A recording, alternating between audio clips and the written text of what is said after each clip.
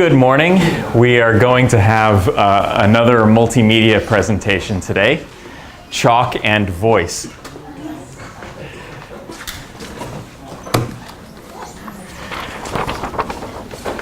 Let's write down some terms from last time. What did we learn about? Well, particularly some materials like photoresist,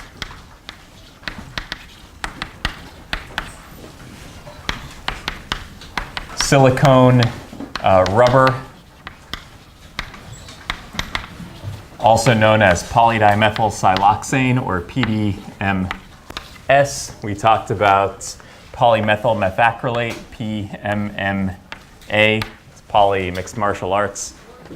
We talked about block copolymers, so polymers that are tethered together covalently so that they can't separate like oil and water, so that they form these cubic or lamellar or hexagonal or gyroidal phases.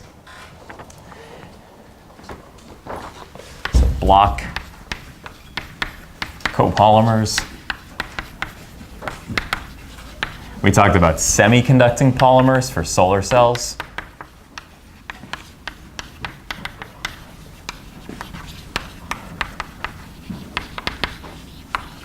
Now, what do all of these polymers have in common? They're polymers. It turns out, I was only partially joking there. All of these semiconducting polymers are polymers. So in order to know the first thing about nanofabrication, we have to know something about polymers, how they're made, how they self-assemble in the solid state, and what are their micro and nano structures if you take a microscope and zoom on into them. First, let me try to erase some of this chalk that's impossible to erase. Such violence. I don't think I write that hard. Anyway, okay.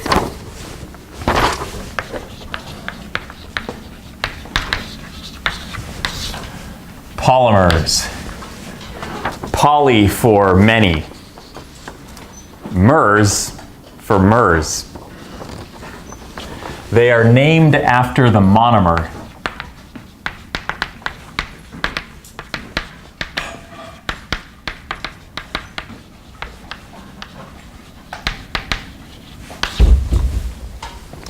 So if we have this molecule, which is called ethylene,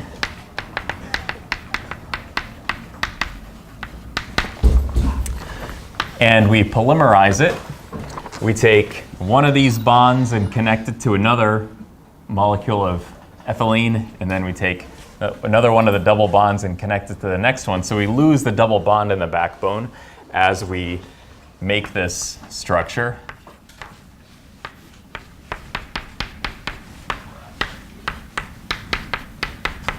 And we write an N here, so parentheses and an N, and the N means however many repeat units we have going from left to right. And we call this, or we could just write this using the nomenclature of organic chemistry. This is called polyethylene.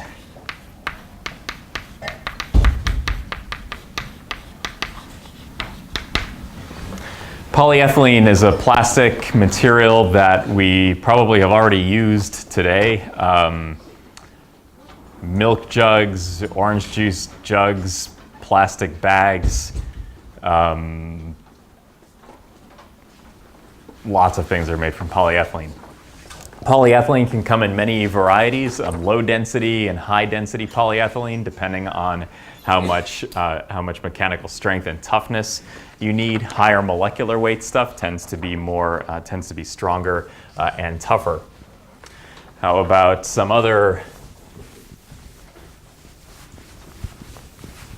famous polymers? This is called ethylene oxide.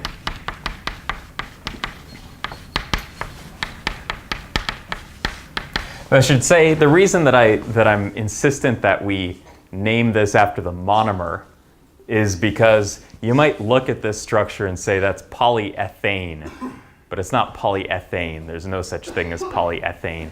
It's named after the monomer, even though ethylene implies that there's a double bond in it. But we take the molecule and we say, I'm going to polymerize it, and we use up one of these double bonds in order to make the polymer. So that's where we get the name polyethylene. Ethylene oxide, where this triangle-shaped molecule has, this is a CH2 and a CH2 group. We're all okay with that. When we polymerize this, we get something that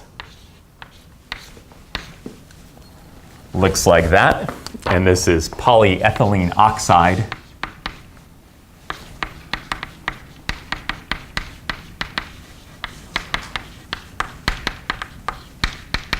In fact, this unit comes up so often that when it's incorporated in a structure, we call it an ethylene group.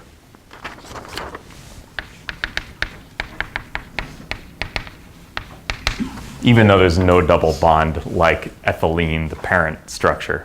Confusing? Yes, but that's the way the polyethylene oxide crumbles. Often this is called PEO in the business. In other businesses like biological sciences and bioengineering, this is called something else. Anyone know what it's called?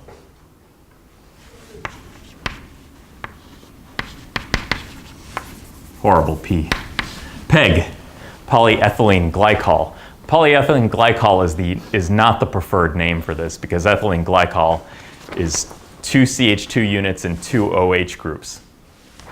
But that's not what you polymerize to get polyethylene oxide. So you'll see this terminology, polyethylene glycol, and they'll mean this, but this is not the preferred nomenclature for nanoengineering, chemistry, chemical engineering. Okay, how about famous polymers in nanofabrication? We talked about polydimethylsiloxane. We have a lot of carbon bonds in the backbone of these materials. How about can we have polymers that have no carbon in the backbone? Yes, we can.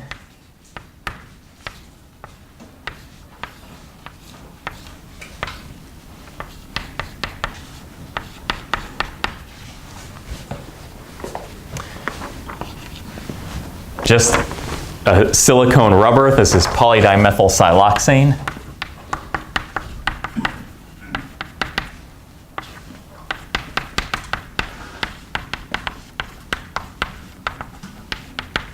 Or PDMS,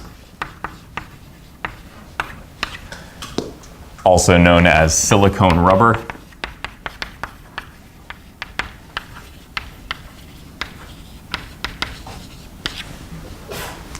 It's not Silicon Valley.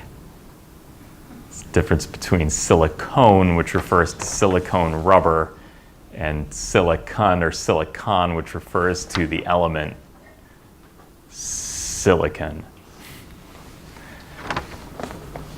Great way to end a dinner conversation with your family. Hear what they're doing in Silicon Valley?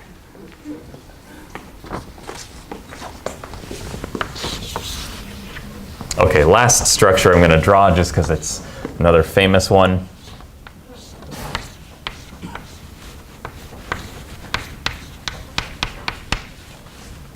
This is called polymethyl methacrylate.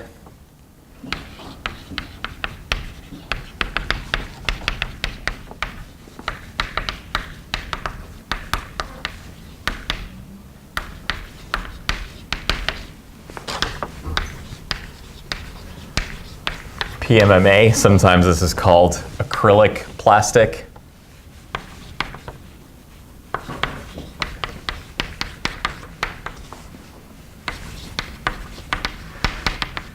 sometimes called plexiglass. And it is used as a positive e-beam resist or photoresist. That's electron beam or photoresist. You also interact with this material constantly in your day-to-day lives. What is silicone rubber used for? This is used for stamps in soft lithography.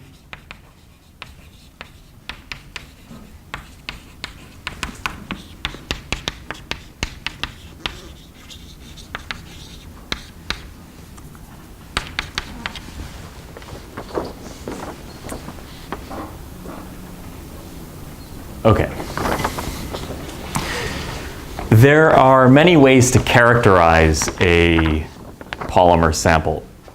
And the typical way that we characterize a molecule is, the first thing we want to know about it is its molecular weight. First thing to know about any reactivity of a molecule, how many grams per mole is it? Polymers, however, are not usually monodisperse, which means usually they have some distribution of molecular weights in a given sample.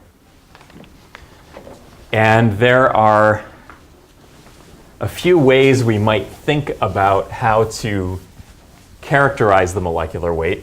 We could just take the total weight of the molecules in the sample, or add up all of the weights of the molecules in the sample, divide by the number of molecules and get some number.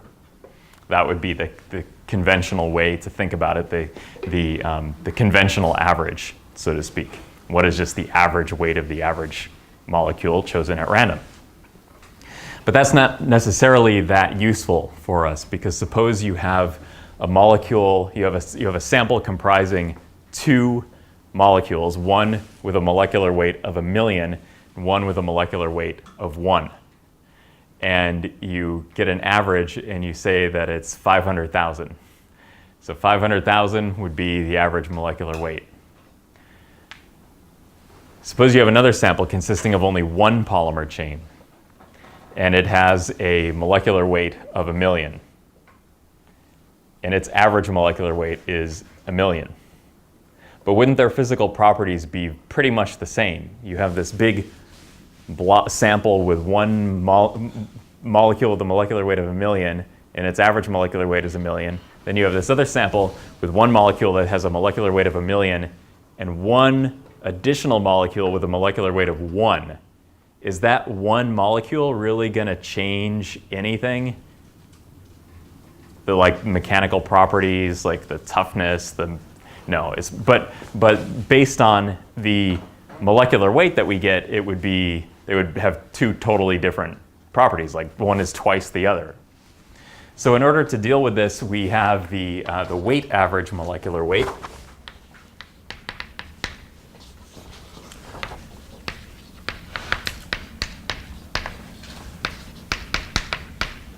So the molecular weight. So picture sample containing two molecules of PeO.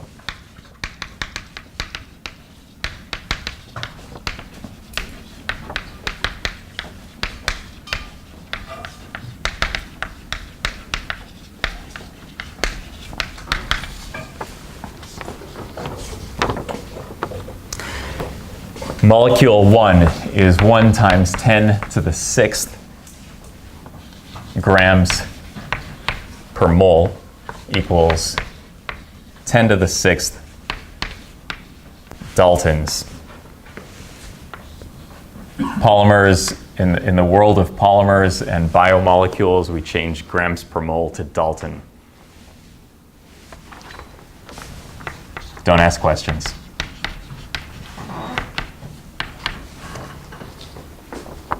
Okay, 10 to the 6th Daltons for polyethylene oxide gives you a certain number of repeat units.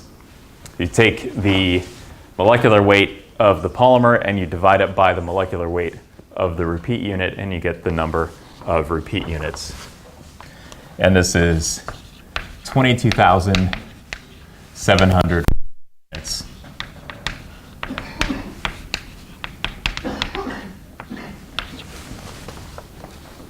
Sometimes called monomer residues.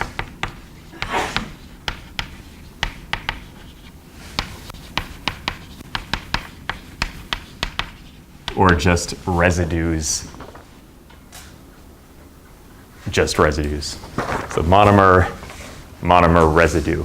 It's what's left over of the monomer after it's incorporated into the polymer. Okay, so this is the first molecule. The second molecule is 1 times 44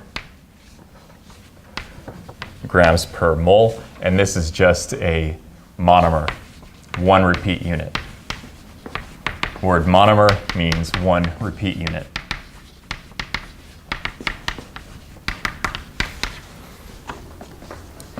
The conventional average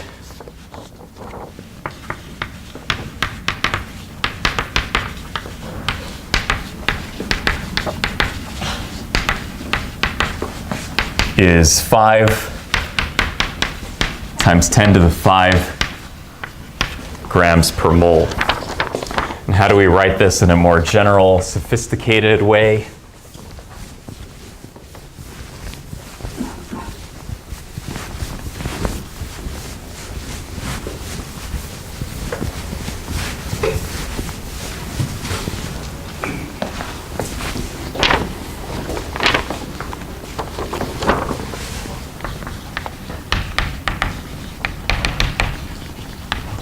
So the conventional number average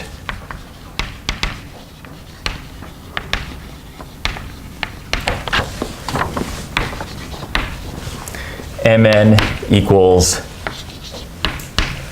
the summation over I of n sub I times m sub I over the summation over I of n sub I, where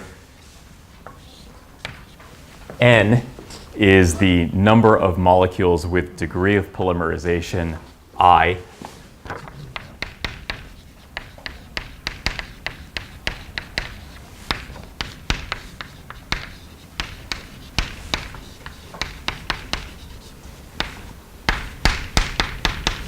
and the degree of polymerization I is 1 for monomer, 2 for dimer, 3 for trimer, 4 for tetramer, and so on.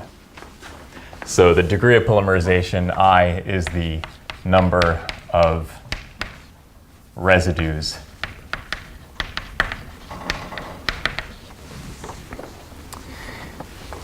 M is the molecular weight of a polymer chain with degree of polymerization I.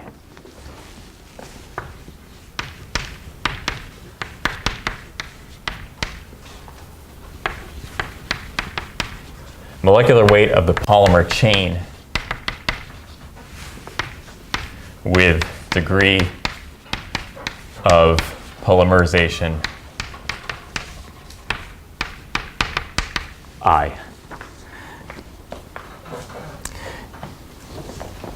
Okay, so this is the conventional average, but how do we account for the fact that the largest fraction of a polymer's molecular weight could also be made of the largest molecules in the sample, in the case that I talked about a few minutes ago, where you have a molecule with a molecular weight of 1,000,000 and a molecular weight, another one with a molecular weight of 1. How do you account for that? How do you account for the fact that most of the sample is just a big molecular weight polymer? And we do that using the weight average.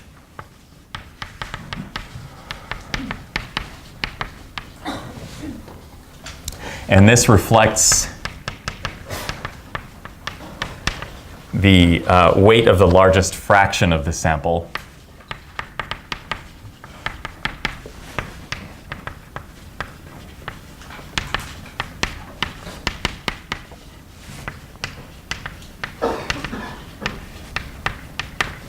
And the weight average molecular weight is M sub W. And it equals the sum over I of W sub I times M sub I over the sum over I of W sub I, where W sub I is the weight of the entire sample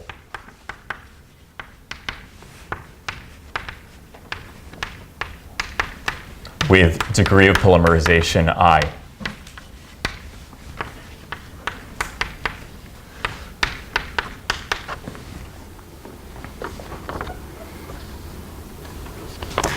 And the molecular weight for our sample over here, the weight average molecular weight, is therefore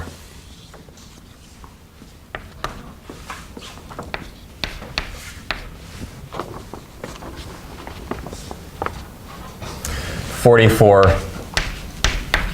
times 44 plus 10 to the 6th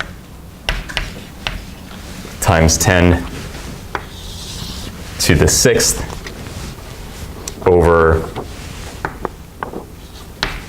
44 plus 10 to the 6th.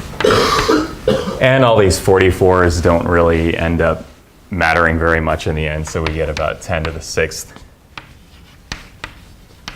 grams per mole, order of magnitude, which tells us pretty much what we knew to begin with, that the molecular weight of the largest fraction is the more important molecular weight because it's actually reflective of the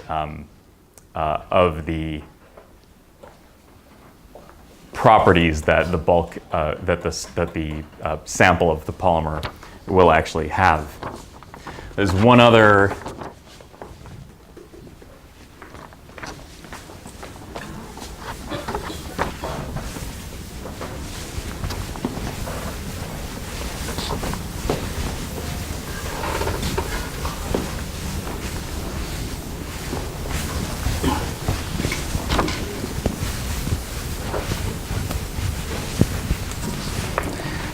concept, which is the polydispersity.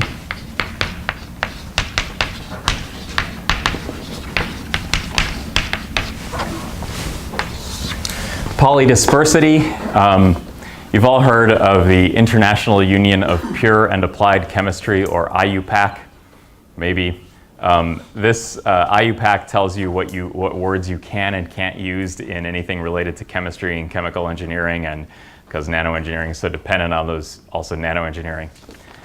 Polydispersity refers to the way in which a polymer sample of different size particles is distributed. You get a polydispersity for quantum dots too. You could have polydispersity for other kinds of nanoparticles. For polymers, polydispersity is defined as, we call it the PDI, public displays of indifference, or just D with a little line in it, just means dispersity. Actually, IUPAC now says that we don't call it the polydispersity anymore. We just call it the dispersity.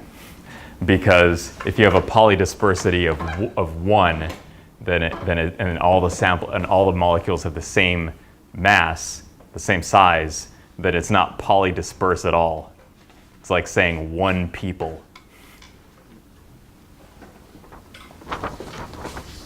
Which I guess you have in the, probably somewhere in the Constitution, I don't know. Okay, so polydispersity is just MW over MN, or the dispersity, same thing. Just MW over MN, and this is, MW is always greater than MN, so MW over MN is always greater than or equal to 1. Something that is exactly 1.00000 means every molecule in the sample has exactly the same molecular weight.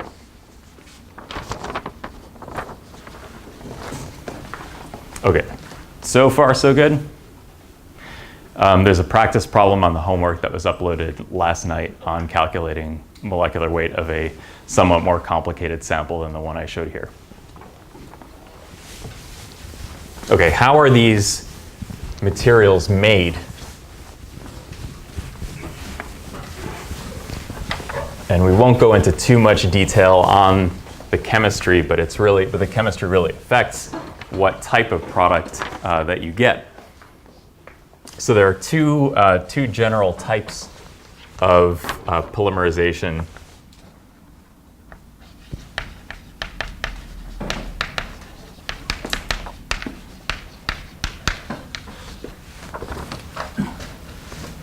So the two general types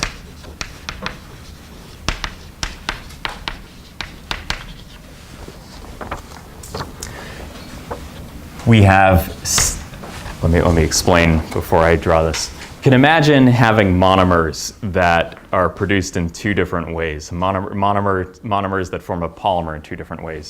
So you can imagine one way where you take a monomer, you add another monomer. Then you take this dimer now and you add it to another dimer for a tetramer. Then you take the two tetramers and you add them together for octamers. Or you take an octamer and you add another dimer and you get a decamer. Now I'm beyond the point at which I know what the other mers would be.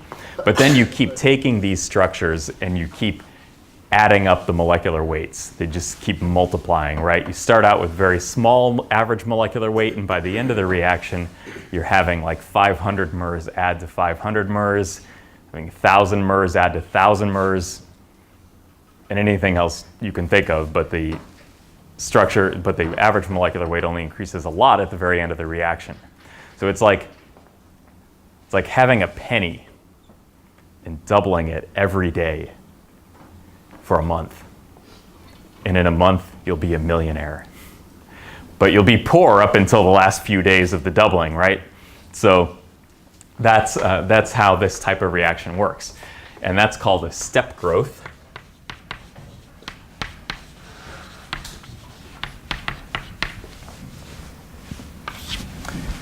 But you can also imagine, so what do you need for step growth? You need all of the reactive ends to be reactive with all other reactive ends of every other monomer and polymer in the reaction container, right? In order for this to work. However, what if the monomer and one reactive end of the polymer chain were the only things reactive? Then you would get monomer plus a monomer equals a dimer, then you add another one, it makes a trimer, then add another one, add another one, add another one, add another one. That's called a chain growth. So you could have step growth or chain growth.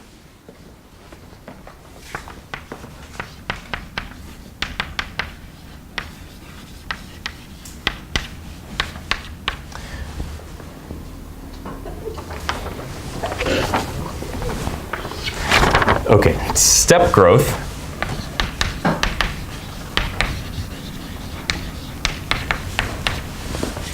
This is sometimes called a polycondensation.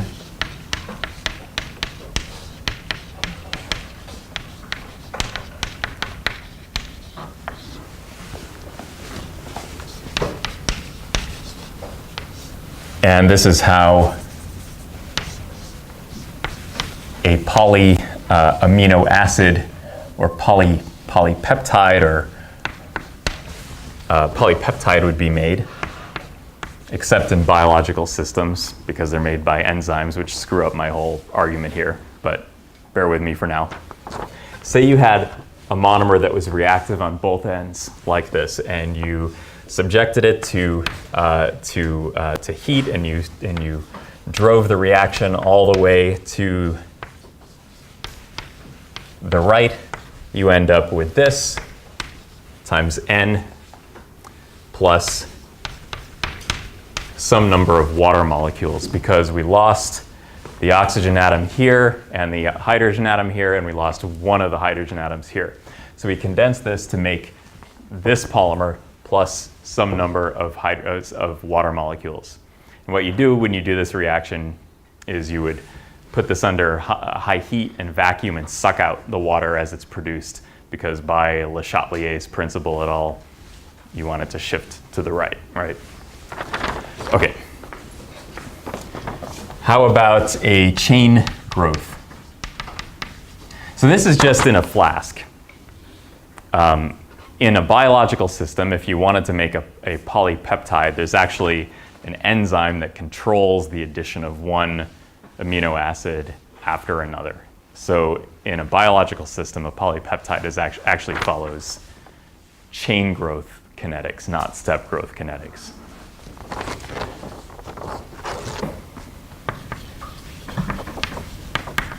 So what's an example of chain growth? This would be radical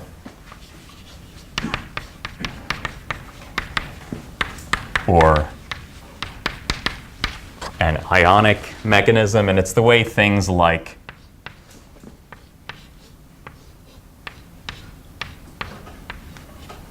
polystyrene are made. So this is called styrene. And if you polymerize this, you get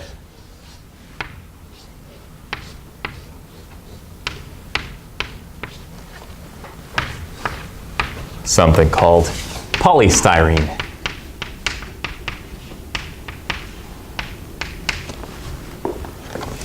In general, if you see a polymer structure that's a bunch of CH2 units in the back, a zigzag of carbon atoms in the back, it's usually grown by chain growth kinetics. So you could have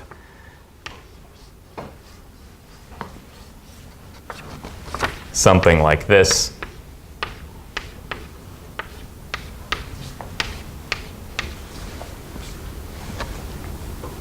And this is the giveaway for chain growth. The giveaway structure for chain growth. And this is called a polyolefin, where the word olefin is an ancient word meaning double bond, which sounds like an elf and an orc's child. Sorry, you said this is a halide? This could be a halide. The X, you mean? Yeah. So the X could be a lot of different things. If the X is a, this won't be on the test, but I'm just gonna say it. So if the X is this, you have polystyrene. If it's chloride, then you have polyvinyl chloride. If it's CH3, you have polypropylene. Like carpet is almost always polypropylene unless it's like wool or something.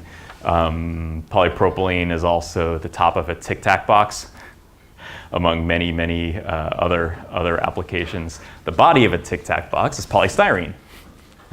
Polyvinyl chloride, like pipes, things that are called vinyl, usually polyvinyl chloride, even though vinyl means a lot of different things, but usually they mean polyvinyl chloride. Yeah, there are a lot of different polyolefins that depend on what the identity of the X group is. Okay, now chain growth can be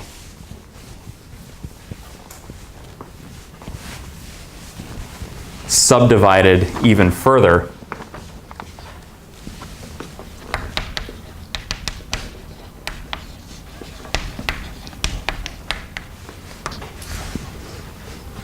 into two types.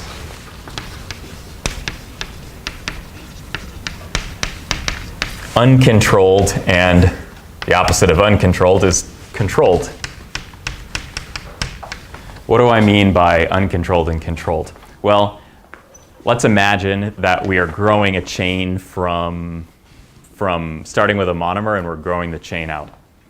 You could imagine that you have a flask or a reaction vat at a factory where the polymer chains grow at different times, and they grow and they stop whenever they want. So chain is polymerized here, here, here, here, here, here, here, here, here, here, here. So you have something that goes from a molecular weight of 1 to a molecular weight of 1,000,000. It wouldn't really be 1, but like 1 monomer to a degree of polymerization of like 1,000,000 monomers in some fraction of a second. And it just goes until it crashes into some other reactive species, or the end of the reactive end of the molecule is quenched somehow, or it joins up with another reactive end of a molecule. And then the same thing happens over here, and over here, and over here at different times. Now the product that you get from this reaction is not very controllable, right? Because you don't know when it's going to terminate. There's going to be some statistical distribution. And also you don't have control. What if you wanted to change the monomer in sequence and make a block copolymer? Like you wanted to bring all the polymer chains up to a certain molecular weight, then add in some other reactive molecule to make a block copolymer, so 2 different polymers that were linked in the center. You couldn't do that this way in an uncontrolled reaction. So this is kind of like how popcorn is made.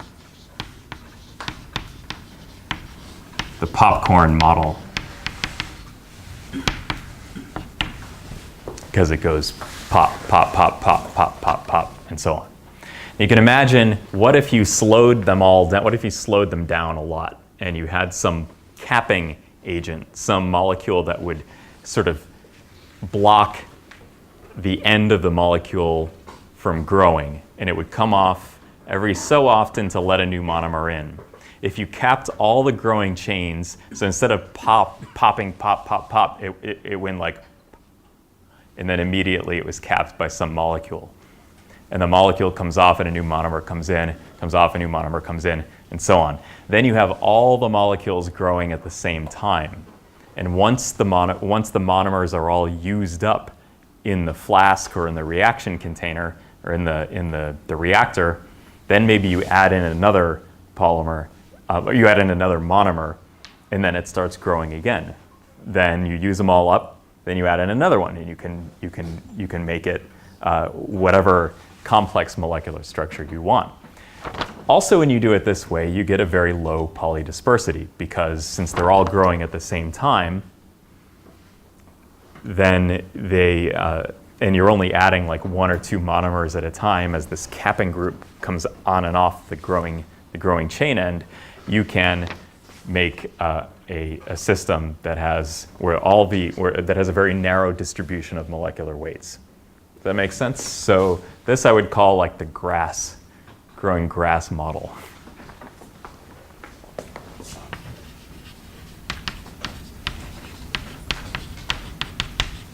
I didn't Google this before to see if I was the first one to come up with this analogy, but I think popcorn and grass is really my thing, so you're welcome. So in uncontrolled, all chains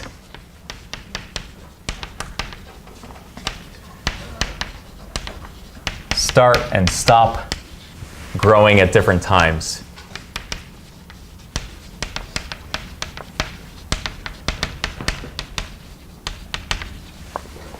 And you have a high dispersity. In the controlled mechanism, we use a capping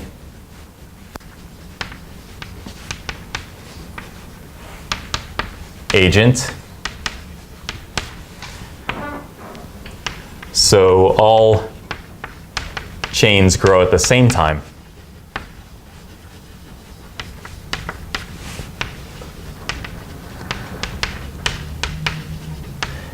And this gives us a low dispersity and allows for block copolymers.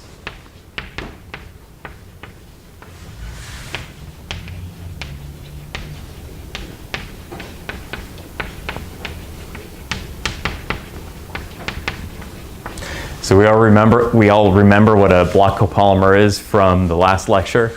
You have all monomers A, B, and then you have another block that's B. which usually don't want to mix, but because they're covalently linked in the center, they can't avoid mixing, so they make those structures like the cubic structure, the hexagonal structure, the lamellar structure, and the gyroid structure. Okay, you can only make those using these controlled types of polymerizations. Now, these two, step growth and uncontrolled chain growth, follow a different kinetic pattern from the controlled chain growth.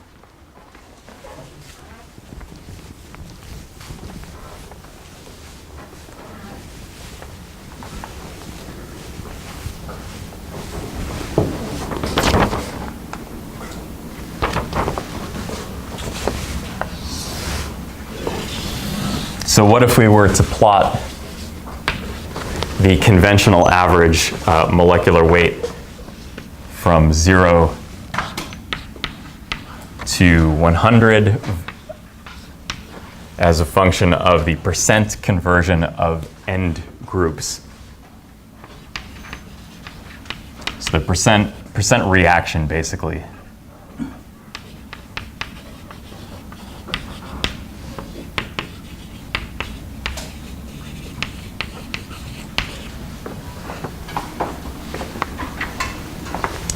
The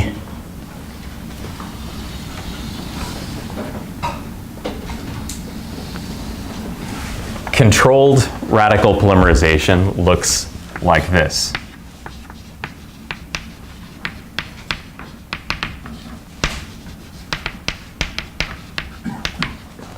I'm not going to say radical because I didn't say radical over here, but it could be radical or ionic. Don't worry about the chemistry there. Just know that there are ways to do this. So this is a controlled chain growth. Polymerization. When I was first describing step growth, we talked about the pennies and doubling them every day for a month. In a month, you'd be a millionaire. That kind of looks like this. So at the beginning, we have only dimers and trimers and tetramers and octamers and 50 mers and maybe 100 mers and 1,000 mers and 10,000 mers, and now all of a sudden we've got a million mers. And this is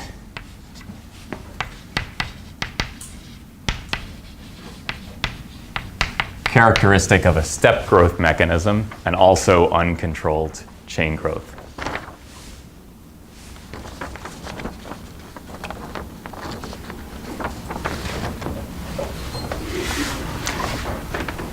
And whether we decide to do one or the other depends on the cost of doing the manufacturing or the synthesis. Depends on what properties we want to get out of it. Most polymers that we see every day are made are not actually made using controlled processes. They are when they're like engineering plastics that need to have very well-defined properties. But a milk jug, for example, would not be made by controlled radical polymerization. It would be made just by the uncontrolled popcorn mechanism. Okay, let's talk about the structure of molecules and their sizes in solution and in the solid state. And this is where we get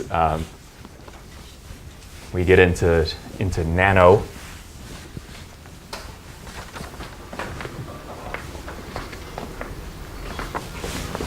I have 5 minutes left.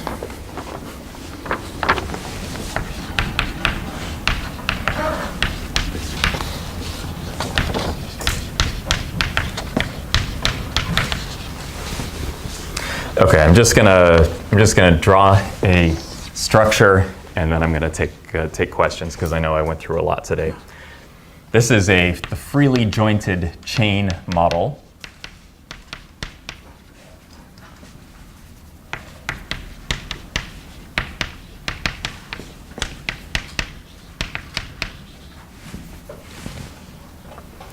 So you have a center of mass of a polymer. When you put a polymer in solution, it doesn't look like this, like we've kind of implied, because that would be a very low entropy state, right?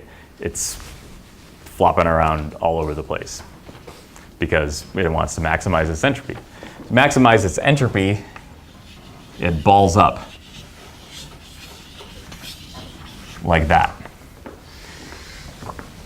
And it has some characteristic dimension, Rg, called the radius of gyration.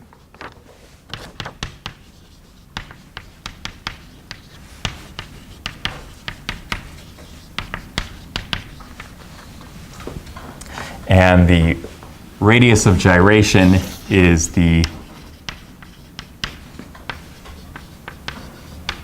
root mean squared distance of a monomer from the center of mass of the polymer blob.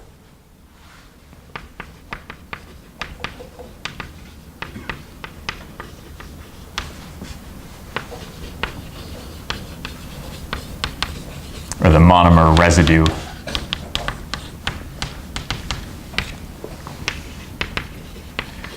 From the center of mass.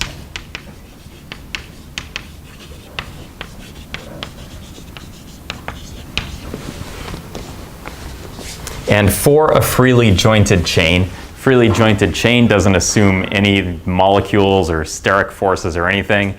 Any bond can bend in any direction. Almost like a string. You know those old style jump ropes? Maybe you don't. But these old style jump ropes that they used to have in like elementary school gyms that had little plastic pieces in between. That's a freely jointed chain because it can bend in any direction, and it can even bend back over on itself in 180 degrees, and so on. So mathematically, we can show. We're not going to show it, but that the radius of gyration is equal to L times the square root of the degree of polymerization. This is not the square root of the imaginary square root of -1. This is the square root of the degree of polymerization over square root of 6. And for L is the length of the monomer.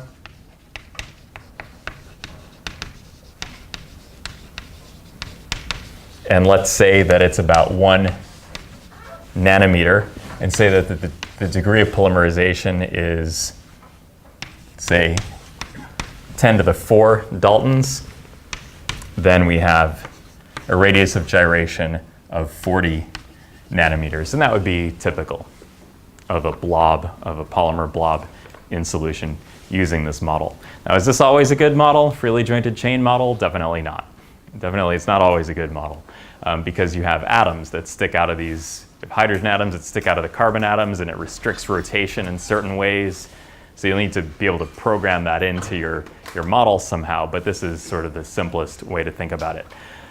We will continue talking about sizes of molecules and microstructures, and then we'll probably finish up polymers somewhere around Wednesday, and that will be it for polymers. And we'll talk about bio applications and size confinement effects. Thank you very much for your attention. Have a good weekend.